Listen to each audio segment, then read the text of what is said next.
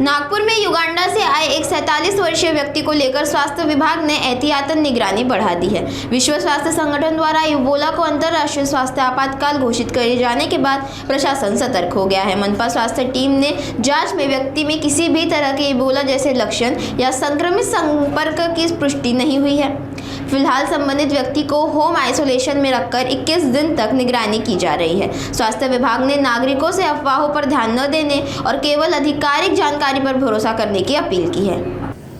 सद्यस्थितीमध्ये आपल्याला माहीतच आहे WHO तर्फे इबोला ही इमर्जन्सी म्हणून डिक्लेअर झालेला आहे आणि आम्हालासुद्धा जे एअरपोर्ट ऑथॉरिटी आहे त्यांच्यातर्फे इन्फॉर्मेशन येत आहे।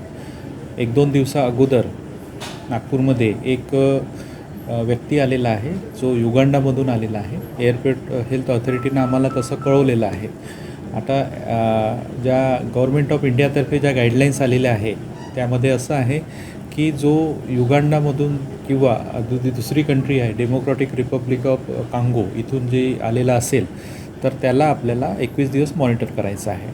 आता हा जो व्यक्ती आलेला आहे जो 47 वर्षाचा आहे तो फक्त त्या कंट्रीमधून आलेला आहे, पण त्याला सिम्पटम्स असे काहीच नाही आणि तो तिथल्या पॉझिटिव्ह असलेल्या केसच्या कॉन्टॅक्टमध्ये पण आलेला नाही आहे। म्हणून आम्ही त्याला घरीच त्याचं एक व्हिजिट आमच्या टीमतर्फे NMCच्या टीमतर्फे एक व्हिजिट झालेली आहे। त्याला कोणतेच सिम्पटम्स नाही आहे आणि त्याला आम्ही 21 दिवसपर्यंत कंटिन्युअस टेलिफोनिक सर्व्हिलन्स करणार आहे आणि त्याला विचारणार आहे की त्याला काही सिम्पटम्स वगैरे आहे का।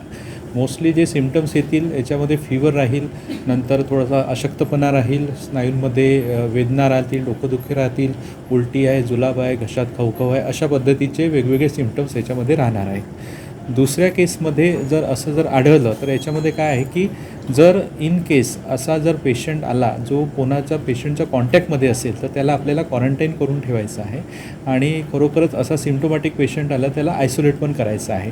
तर त्याची संपूर्ण व्यवस्था किंवा रिस्पॉन्सिबिलिटी आपण मेडिकल कॉलेजला दिलेली आहे। तर गव्हर्नमेंट मेडिकल कॉलेज हे या अनुषंगाने सज्ज झालेलं आहे आणि अशा प्रकारचं जर आम्हाला इन्फॉर्मेशन आली एअरपोर्ट ऑथॉरिटीकडून तर आम्ही डायरेक्टली पेशंट तिथे आयसोलेट किंवा क्वारंटाईन करणार आहोत। अफवा सोशल मीडिया सर सोशल मीडियावरती अशा पद्धतीचे लोकांमध्ये कोणीही अफवा पसरवत असेल तर अफवांवर कोणतेही विश्वास ठेवू नये।